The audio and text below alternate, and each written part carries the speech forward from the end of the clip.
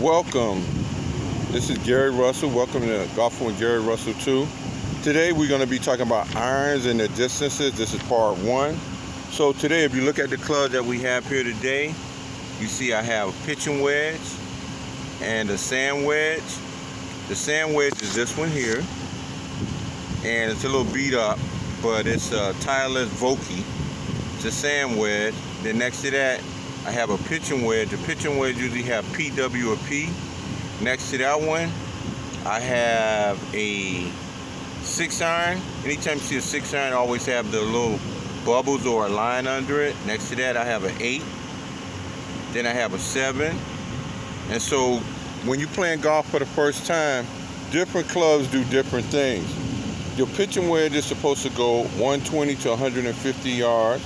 Your sand wedge is shorter than your pitching wedge, so it's only supposed to go 100 to 115. Your 9-iron, which I don't have, is supposed to go 140 to 150. Then I did have an 8-iron. The 8-iron is supposed to go 155 to 160. These 7-irons I have here are supposed to go 160 to 170. Then I have my 6-irons over here. They're supposed to go 170 to about 185. I don't have any 5-irons, which go 180 to 195. I don't have a 4-iron, which goes 200 to 210. A 2-iron, which is what they call a driving iron. A 1-iron and a 2-iron are called driving iron, and they go 220 to 230. And that 1-iron, which Tiger likes to use to hit his stingers, goes from 250 to 260. So a lot of times when you're using your club, you don't have to use a driver. Part 1, that was part 1 on irons.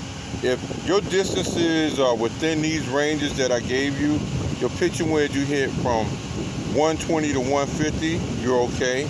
The sand wedge you hit from 100 to 115. Your 9-iron you hit 140 to 150. Your 8-iron you hit 150 to about 160.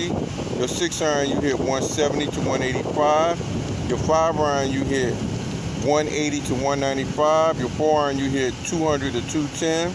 Again, your driving irons are usually the 1 and 2. The 2-iron goes 220 to 230, and then a 1-iron, some guys could use those off the tee and they go 250 to 260. I'm sorry to mention the 3-iron. I didn't get the distance on that because once you use a 1 or 2, you really don't need a 3. So that's part 1 of driving with your iron. And this is Golfing with Gary Russell. The next ones I go into, I'm going to go into the hybrids and your fairway woods and your driver and your putter. Have a nice day, guys. I'll see you later.